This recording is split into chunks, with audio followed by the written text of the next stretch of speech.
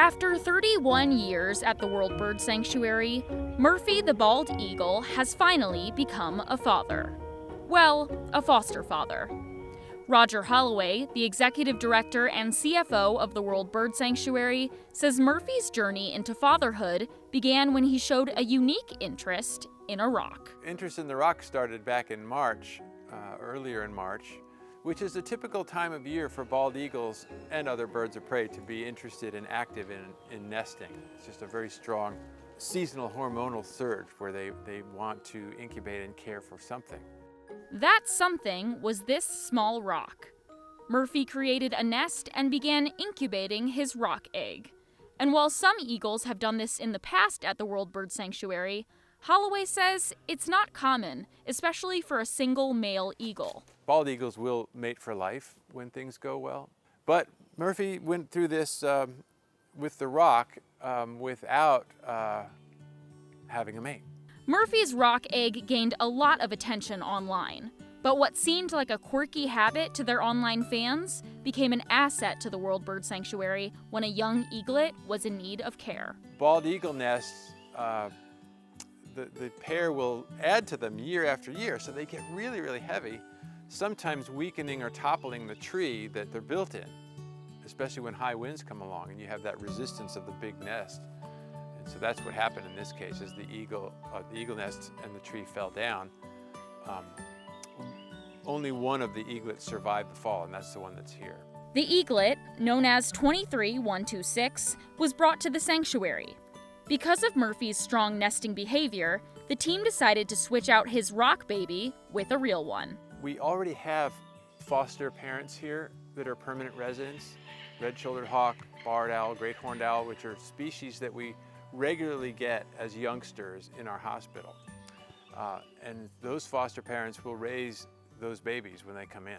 Knowing that we had that success with those species, then we felt it best to try to do the fostering with a bald eagle parent with this young chick that came in. Murphy's switch from the rock baby to a real eaglet made him a viral sensation. His story was featured in the New York Times, the Washington Post, and on CBS Sunday Morning.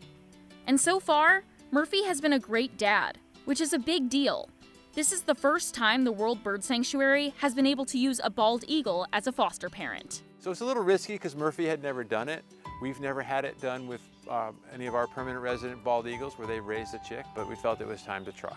Murphy and Eaglet 23126 were moved to a private enclosure where they could bond without the interference of humans. There is a risk when birds of prey, even any bird, can habituate and imprint around people. Imprinting is when they really lose their self-identity and they think they're a person.